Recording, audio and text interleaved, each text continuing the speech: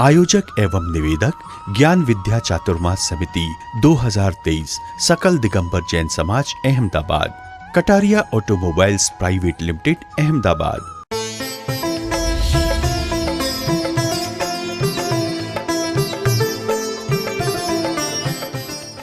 दान दे करके और अब उनका दिव्य प्रवचन सुन करके उसकी हृदय धरातल पर क्षोभशम लब्धि, विशुद्धि लब्धि, देशना लब्धि, प्रायोग्य लब्धि और करण लब्धि जागृत हो जाती है। सम्यक दर्शन का कमल खिल जाता है, चटक चटक कर खिल जाता है, सम्यक दर्शन की उसे प्राप्ति हो जाती है। कितना अच्छा क्षण था। आप भी वहीं पर बैठिएगा। सम्यक दर्शन के साथ में कल कुछ अजूबी सी घटना घटने वाली है। कितने अच्छे स्थान पर जाकर के बैठे हैं। मुनिराज का दिव्य प्रवचन सुनिएगा। अब भोजन तो कर ही लिया ना आपने खीर का, अब थोड़ा भजन भी कर लीजिएगा। दोनों का कॉम्बिनेशन हो तो अच्छा लगता है। भोजन ही भोजन करते रहो, भजन न करो तो अच्छी बात नहीं है, कर्म की तीव्रता हो जाएगी। इसीलिए कर्म बंधन की तीव्रता नहीं करना, भजन भी करना है।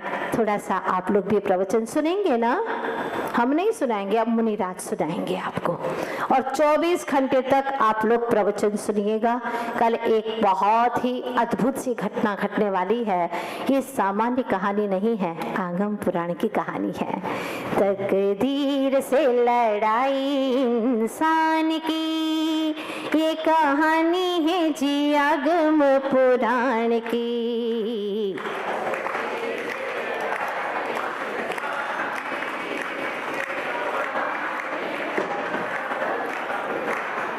खीर बनी सुगंध भरपूर। खीर कैसी बनी? सुगंध से भरपूर।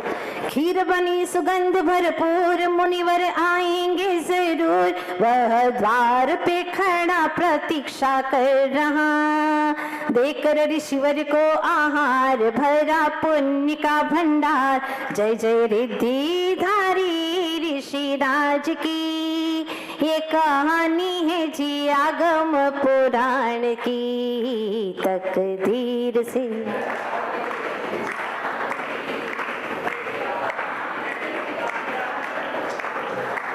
फिर क्या हुआ?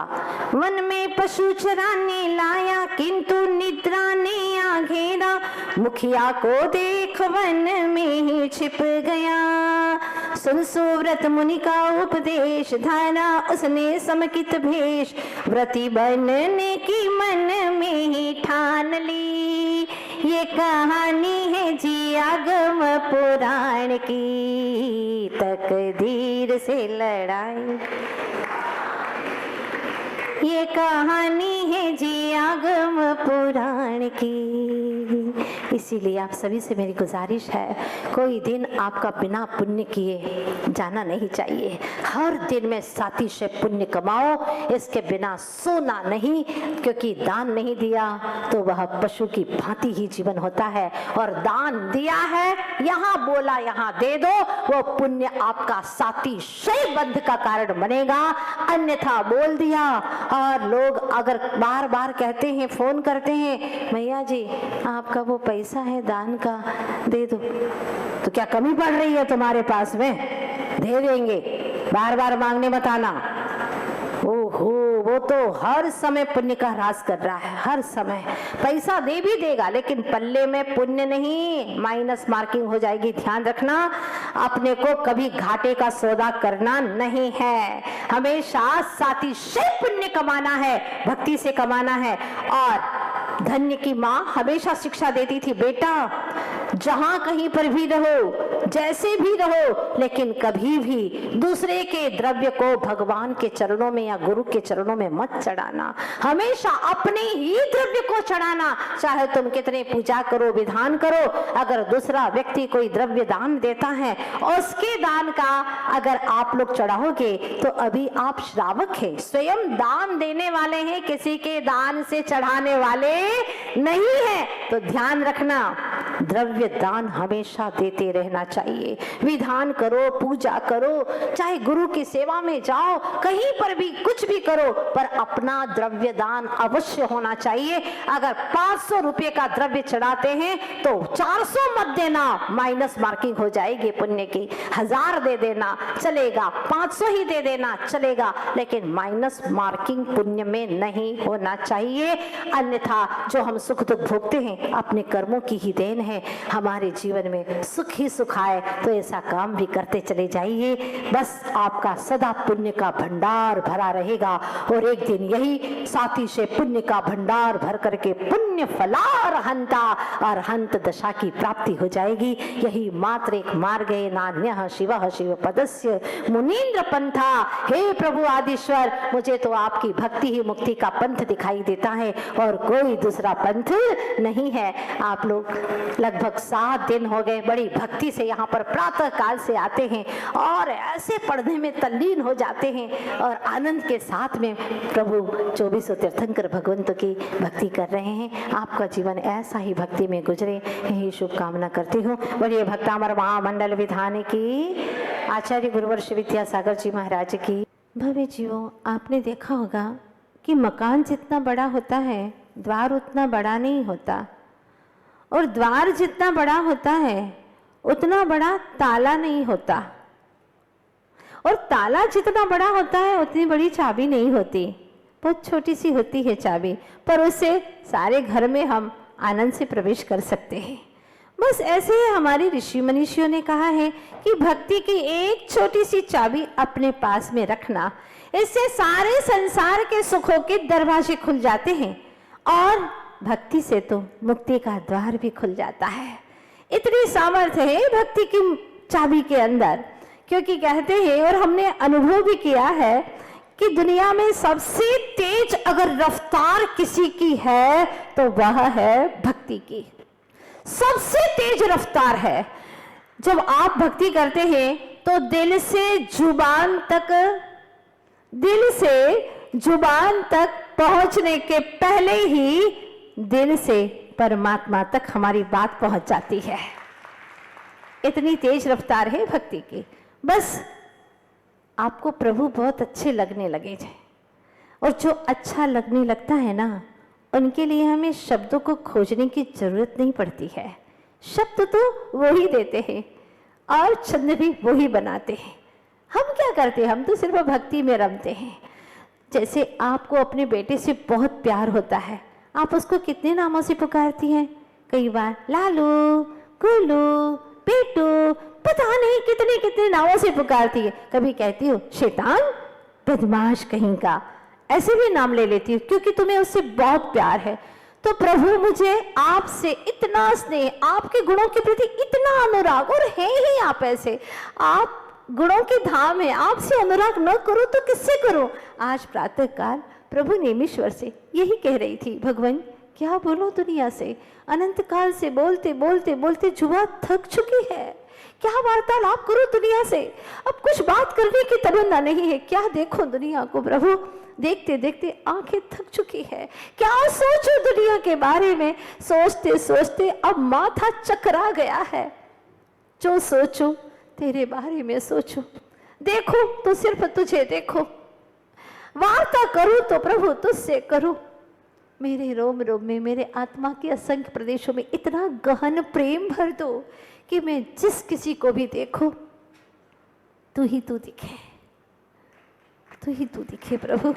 हर आत्मा से प्रेम कर सकूं, क्योंकि तुझ जैसा परमात्मा ही मुझे दिखाई दे। कबीर दास जी ने भी एक जगह कहा है, जहाँ जहाँ विचरूं तह परिक्रमा, जो कुछ करूं सो सेवा।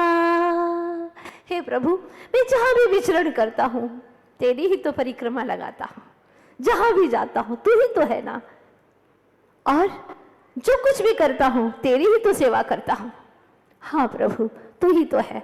मुझे पंडित टोडरमल जी की वह घटना याद आती है, जब जयपुर में विधानाचार्य थे और सिद्ध चक्र महामंडल का विधान कर रहे थे। वो जा रहे थे विधान के लिए, समय पर ही जा रहे थे, लेकिन अचानक देखा उन्होंने एक वृद्धा माँ गिर गई है, कराह रही है, उसकी पैर की और कमर की हड्डी टूट गई है, वो रो रही है, कोई तो सहारा दे दो। लेकिन इंसान दिखते कहाँ हैं? इंसान की आकृति में तो बहुत सारे लोग घूमते फिरते रहते हैं, लेकिन सच्चा इंसान जिसके अंदर दया हो, प्रेम हो, करुणा हो, जो हर इंसान के अंदर भगवान देख सके, ऐसे लोग बहुत कम दिखाई देते हैं। टोडरमल जी ने जैसे ही देखा, अपने सफेद मंदिर के कपड़ों की परवाह किए बिना उस माँ को, वृद्धा माँ को उठाया, उसको हॉस्पिटल ले गए, उसका इलाज करवाया और कहा माँ चिंता मत करो, मैं वापिस आता हूँ, और वहां सारा बंदोबस्त कर दिया। तब तक मंदिर में काफी भक्त आ चुके थे और बेसब्री से प्रतीक्षा कर रहे थे। आकुलता पैदा हो गई थी, 1.5 घंटा हो गया, अभी तक पंडित जी नहीं आए, क्या सो रहे हैं, क्या हो गया उन्हें? आकुलता आक्रोश में बढ़ गई और जैसे ही वो वहां पर पहुंचे, क्षमा करना मुझे पंडित जी, ये कोई क्षमा की बात नहीं है, हद हो गई, 5-10 मिनट हो तो बाद भी बने, लेकिन 1.5 घंटा ये क्या कर रहे थे आप? मैं सिद्ध चक्र का पाठ कर रहा था। पाठ? अरे पाठ तो शुरू ही नहीं हुआ, आप कहां से पाठ कर रहे थे?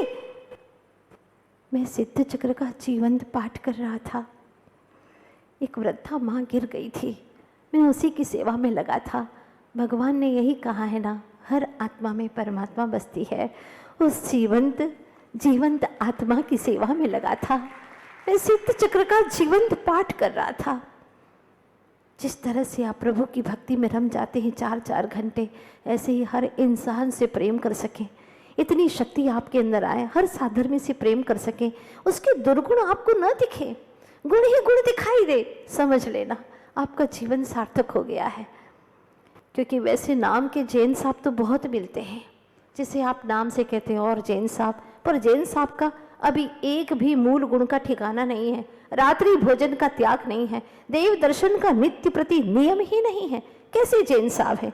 हमारा जैन दर्शन कहता है एक मेंढक भी जैन साहब हो सकता है, एक छिपकली भी सम्यक दृष्टि हो सकती है, वो जैन हो सकती है, एक नारकी जैन हो सकता है, सुन रहे हैं ना आप लोग, कुत्ता जैन हो सकता है, जो जिनेंद्र भगवान की वाणी को समझे, जाने और सम्यक्त को प्राप्त करे, वो जैन है।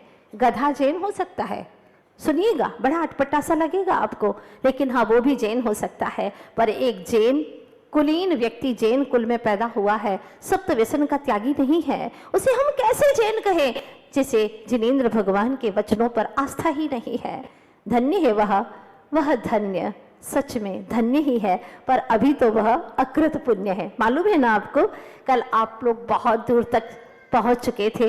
वह दूसरे दिन, आहार के दूसरे दिन, जब गायों को चराने के लिए, पशुओं को चराने के लिए गया था, तो उसे नींद आ गई थी, मालूम है ना आपको। फिर वह पेड़ के नीचे ही सो गया था। उधर से माँ चिंतित थी, मुखिया को भेजा। मुखिया ने देखा कि वो तो खेल खेल रहा है, आंख मिचुनी खेल रहा है मुझसे, और उसने देख लिया। माँ को जाकर के कहा चिंता मत करो, वो आ जाएगा, मैंने देख लिया उसे, वो मुझसे छिप रहा है, चिंता मत करो। लेकिन वह आया नहीं। प्रातःकाल गुफा के पास में उसने मुनिराज का दिव्य उपदेश, दिव्य प्रवचन सुना, और वह सुनता है। बड़े बड़े लोग मुनिराज के प्रवचन सुनने के लिए छोटी सी गुफा में आए, और कई तरह के देव आए, विद्याधर आए। बात समझ में नहीं आई, इतनी छोटी सी जगह में इतने सारे लोग कैसे समा जाएंगे? वो अक्षीण महालय रिद्धि के धारी थे, छोटी सी जगह में भी असंख्य जीव भी समाहित हो जाते हैं। ऐसी कुछ विशेष रिद्धि होती है जो आपकी पहुंच से बहुत बाहर की चीज है, नहीं समझ पाएंगे आप लोग, क्योंकि विज्ञान भी वहां तक नहीं जा पाता, विज्ञान खोज नहीं कर पाता उसकी। जहाँ पर जिन दर्शन है, जिन धर्म है, जहाँ पर ऐसे महान रिद्धिधारी महामुनीश्वर हैं, वह सुनता रहा, और सुनते सुनते उसे लगा कि मैं भी आत्मा हूँ। उसे अपनी आत्मा की सुध आ गई। पहली बार उसने सुना और पहली बार के प्रवचन में ही उसे आत्मा की सुध आ गई। तय कर लिया कि मैं आत्मा हूँ, जन्म जन्म से जो मैं पाप कर्म कर रहा हूँ। माँ भी मुझे कहा करती थी कि बेटा तूने पुण्य नहीं कमाया, तूने पाप ही पाप किया है, मेरा नाम भी अकृत पुण्य ही रखा है, मतलब मैंने पुण्य कमाया ही नहीं। लेकिन अब मैं समझ गया हूँ क्या आत्मा है, क्या पाप है, क्या पुण्य है। अब निश्चित है मैं संसार में नहीं भटकूंगा। मुझे अपनी खबर अब हो गई, अब हम भटकेंगे नहीं इस संसार में, ये बात पक्की हो गई। अब मैं संसार में भटकने वाला नहीं हूँ। और वह अपने आप को आत्मा मानता हुआ, आत्मा स्वीकार करता हुआ। आप अपने आप को आत्मा स्वीकार करते हैं कि नहीं करते? नहीं करते। जब नाम से पुकारते तो झट से आ जाते हैं। आत्मा से बात करते हैं, आपको लगता है माता जी किसी और आत्मा की बातें कर रही हैं, जो भूली भटकती इधर उधर भटकती आत्माएं होती है ना, हाँ, उसी को आप लोग आत्मा समझते हैं, भूत प्रेत। हाँ, और कहते हैं माता जी अभी दिन में तो हम चर्चा सुन भी लेते हैं आत्मा की, पर रात को मत सुनाना। हाँ, हमको बहुत डर लगती है, आत्माएं भटकती है ना तो हमें बहुत भय लगता है। अरे तुम सब भूली भटकती आत्माएं हो, तुम सब आत्मा हो, तुम्हारा शाश्वत नाम ही आत्मा है। ये तो तुम्हारा दिखाऊ नाम है, टिकाऊ नाम नहीं है। टिकाऊ नाम तो हमारे परमात्मा ने रखा है आत्मा। सभी का एक सा नाम, सभी का स्वरूप एक सा, सभी के गुण एक से, लेकिन कर्म भिन्न भिन्न होने से, बाहर की पर्याय भिन्न भिन्न रूप से, सुख दुख अपने अपने वह पर्यायों से आपको प्राप्त हो रहे हैं। जैसे आपने भाव किए वैसे ही आपको सुख दुख का संवेदन हो रहा है। यह बात छोटा सा अकृत पुण्य समझ जाता है और उसी वक्त प्रवचन सुनते सुनते उसके भीतर में सम्यक दर्शन का कमल खिल जाता है।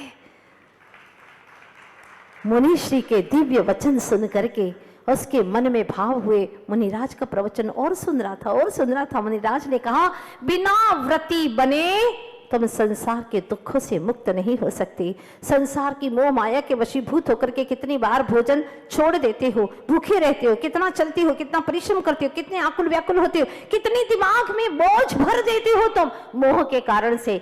तो व्रती होकर के अपने आत्मा के भार को कब उतारोगे? ये बात अकृत पुण्य के दिल में जा लगी, छू गई और उसने तय कर लिया कि मैं भी व्रती बनूंगा, मैं भी व्रत ग्रहण करूंगा मुनिराज से। लेकिन अभी कैसे जाऊं? बड़े बड़े राजे महाराजे मुकुटधारी हैं, बड़े बड़े लोग हैं, सेठ हैं, साहूकार हैं, मुझे तो धक्का मार करके बाहर कर देंगे। और फिर मैं हूँ भी तो गलत ना, क्योंकि मैंने गलती भी की है, पशुओं को चराया भी नहीं, मैं सो गया, इसलिए गलती तो मैंने की ही है। तो क्या करूं? सारे लोग प्रवचन के उपरांत बाहर निकलने लगते हैं। वो दुबक करके छुप जाता है पाषाण की ओट में, देखता रहता है क्या हो रहा है। ये लोग सब जा रहे हैं, बहुत अच्छा मौका है मुनिराज के पास जाने का, और अब मैं व्रती बन जाऊंगा।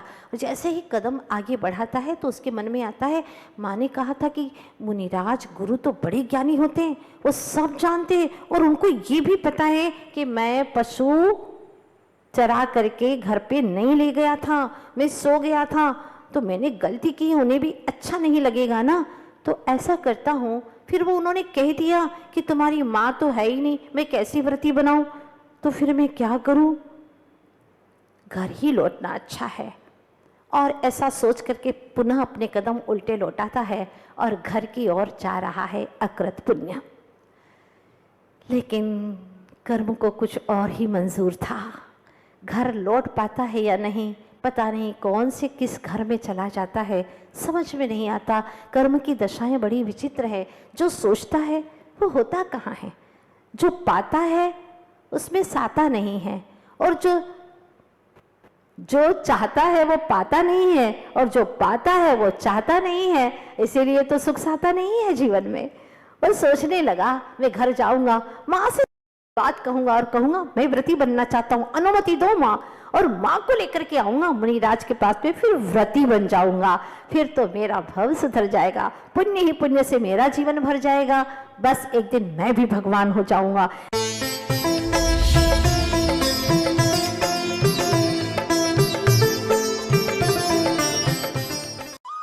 इस कार्यक्रम के पुण्यार्जक थे आयोजक एवं निवेदक ज्ञान विद्या चातुर्मास समिति 2023 सकल दिगंबर जैन समाज Ahmedabad, Kataria automobiles private limited Ahmedabad.